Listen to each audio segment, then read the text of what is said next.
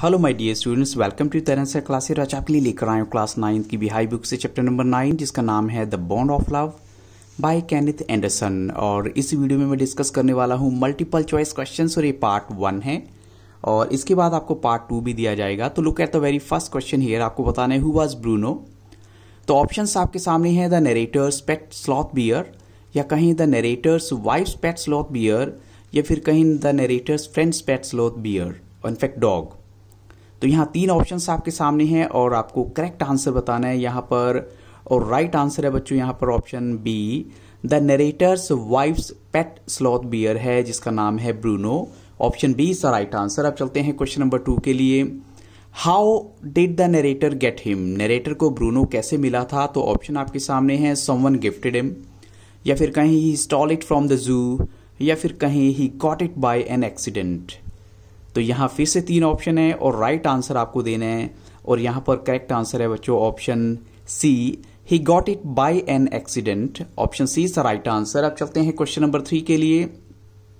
How long ago was the narrator passing through the sugar cane fields near Mysore. अब ये कितने time पहले की बात है? तो ऑप्शन आपके सामने है 2 years अगो, 3 years अगो, या फिर 4 years अगो। फिर से तीन ऑप्शन है और राइट आंसर आपको बच्चों बताना है यहाँ पर।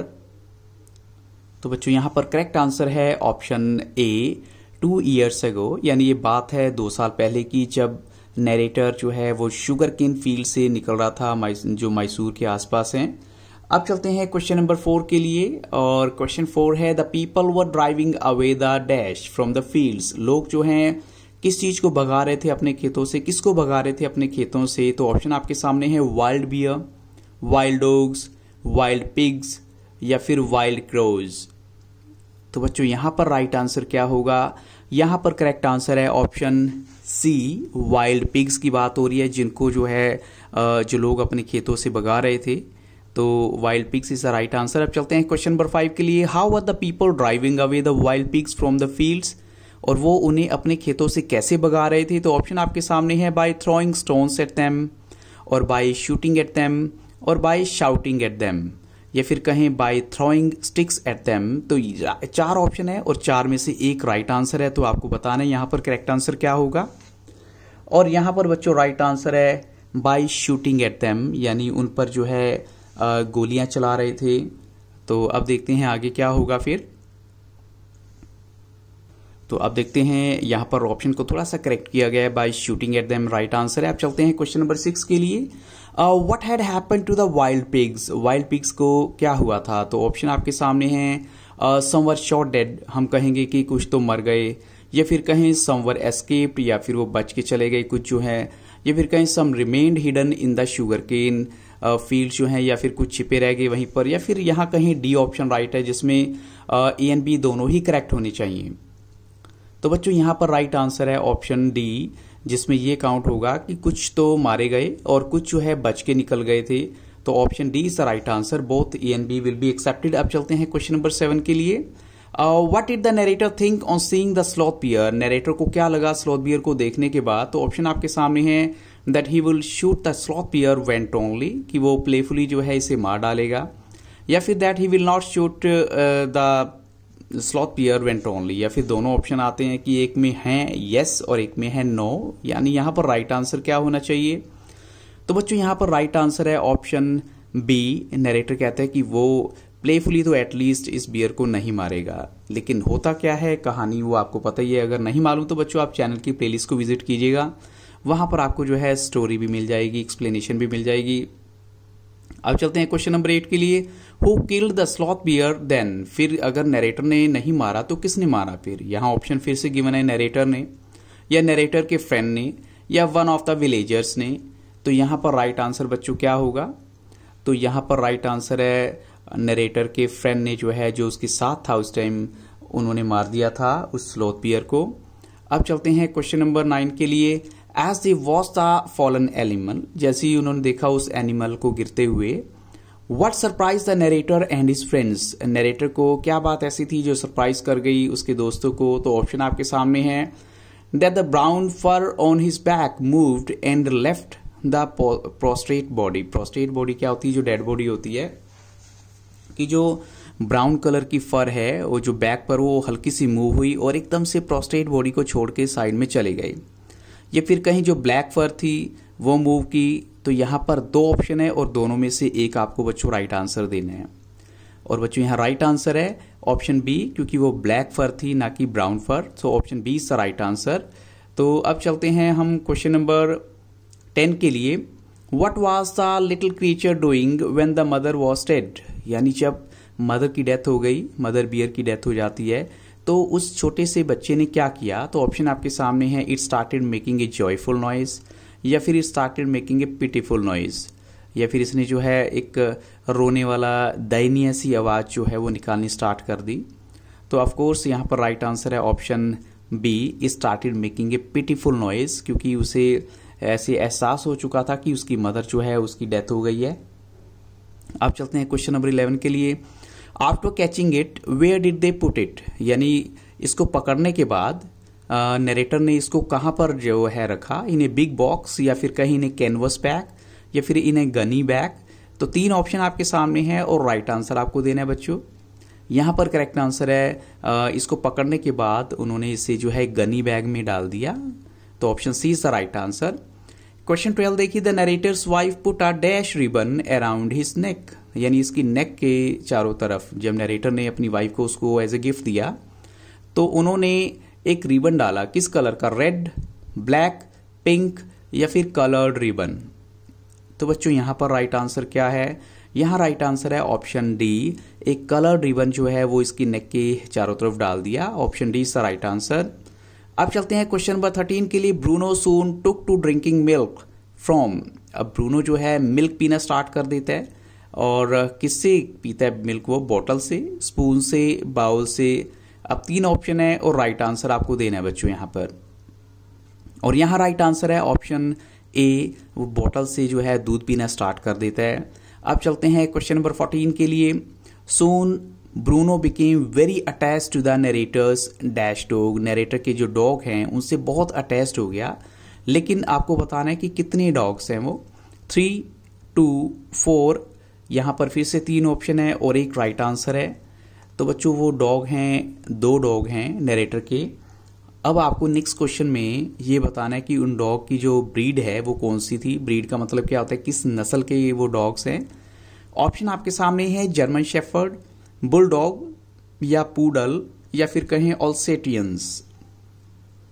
तो बच्चों यहां पर राइट आंसर है ऑप्शन डी, ऑल्सेटियंस डॉग हैं वो क्वेश्चन 15 में। अब चलते हैं क्वेश्चन नंबर 16 के लिए। और अगर हम इसकी जो एक्चुअल प्रोनाउंसिएशन की बात करें तो वो है एल्सेशियंस। एल्सेशियंस डॉग आप इसे बोल सकते हैं बच्चों। आप चलते हैं क्वेश्चन नंबर 16 के लिए। Which statement proves that Bruno was kept quite free in his younger days? अब इनमें से कौन सी स्टेटमेंट है वो प्रूव करती है कि ब्रूनो को बिल्कुल फ्री रखा गया था जब वो छोटा था? तो ऑप्शन आपके सामने है, he would spend his time in playing, यानी वो खेलने में अपना टाइम बिताया करता था, या फिर he would be running into the kitchen, या किचन में जाया करता था, और he would be going to sleep in our beds. Our beds यहाँ किसकी बात हो रही है? नरेटर के बेड की बात हो रही है। या फिर कहें कि ऑल ऑफ दीज, यानी सारे के सारे ऑप्शन ही यहाँ पर करेक्ट हैं।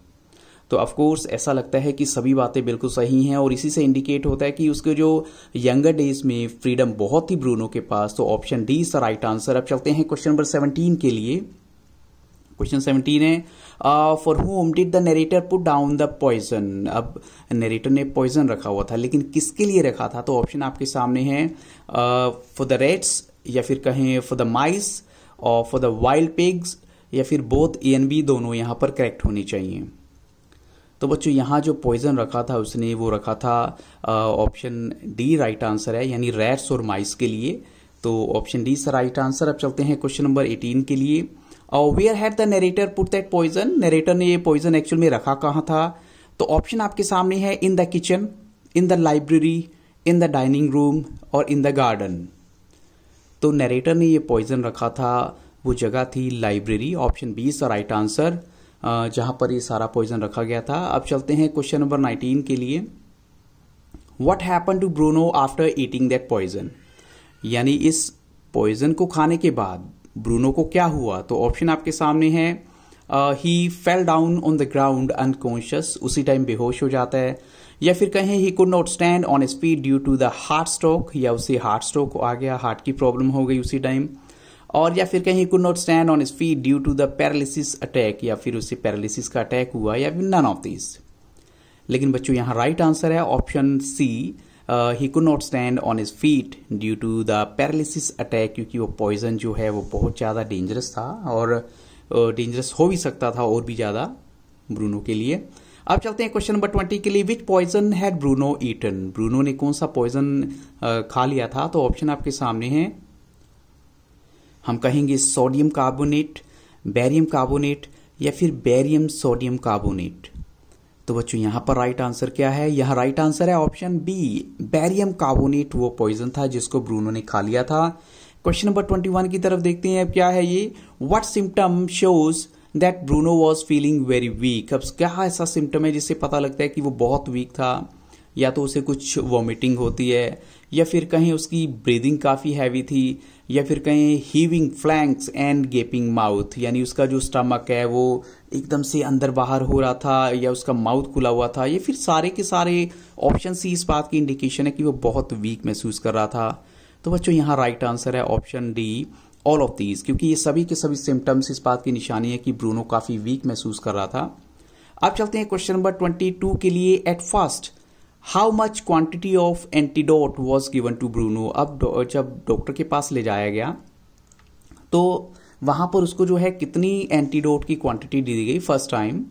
तो ऑप्शन आपके सामने है 10 सीसी, 15 सीसी, 20 सीसी, या फिर 25 सीसी।